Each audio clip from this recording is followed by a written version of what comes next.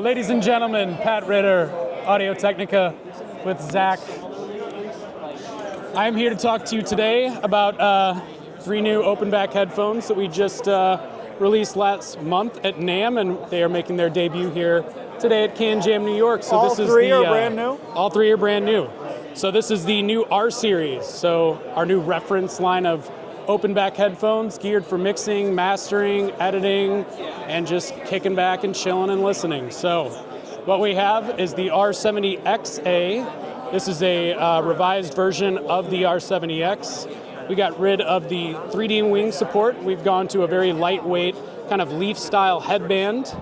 So users can kind of go in here, there's a little magnetic clip, and they can take that and feed it through the different bands to kind of get the fit that they'd like for this. You can see that we have a full swivel mechanism now on the R70XA, and there's a little bit of a change in the driver tech as well. So we have kind of changed our molding method to give it a little bit better dynamics, a little bit better low end extension, without really kind of tarnishing the overall sound signature that this is known for. And you mentioned these are like kind of optimized for studio use? Yes, specifically mixing, mastering, and that sort of thing. Oh, very nice. Yeah. So following the R70X, we have the little brother R50x. This actually uses the same 45 millimeter drivers as the original R70X. And what's cool about the 2 of these is there's absolutely no dampening or anything like that in the chamber. So any kind of frequency response or just overall sound signature you hear is coming strictly from the driver. The R50 has a little bit more of a V shape to it. So as you can see, its sound signature itself has a little bit of elevated bass, some really good detail as well up top, but very, very comfortable, and also very competitive in terms of its price at $159. Oh, $150, wow. Yeah. And then last but not least... You're letting people steal them. Basically. Last but not least is the R30x. This thing is making its brand new debut at the show. This is a $99 open back headphone. This uses 40 millimeter drivers. You can see in comparison to the 50 and the 70, these have fixed left and right cables, but it does use a similar style suspension band system as the R70X. Replaceable ear pads? Replaceable ear pads, replaceable headband. Everything about the R-series is user replaceable. It's lightweight.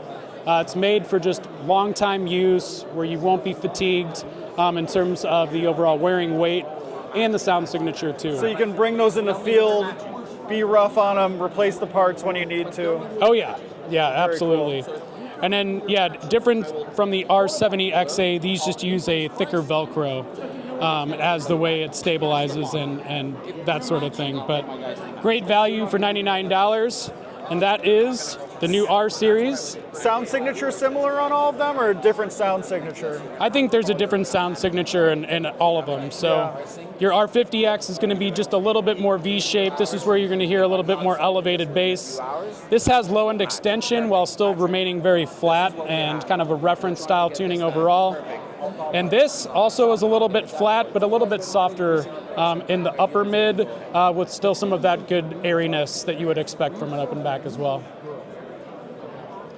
Very nice. And these are kind of what you got audiophile stuff. You still selling the wood stuff? Oh yeah. So we still have quite a few woodies that we're offering here. So we start off with the Awas, which is kind of our entry level woody. That's a 53 millimeter dynamic driver using Asada Sakura wood cups that are made in our factory here in Machida, Japan. Really interesting sound signature, a little bit more mid-forward, but great for orchestral, jazz-related stuff. Following that, we have the AWKT. This is the Kokutan wood from Japan, also using a slightly different modified tungsten-coated 53 millimeter driver. This one has a little bit more weight and a little bit more low end in comparison to the Awas. And then what is always in use is the AWKG, which just came out last year, which, with the help of some beautiful ZMF hybrid suede pads, really making those babies sing. So we're very. Headphone. What's the wood called on that one again? So this is Korigaki wood. It's Korigaki wood with the. Yeah, so it's black persimmon, It develops a growth over time that's kind of a natural organic growth, and that's some of the black streaks that you see in that wood.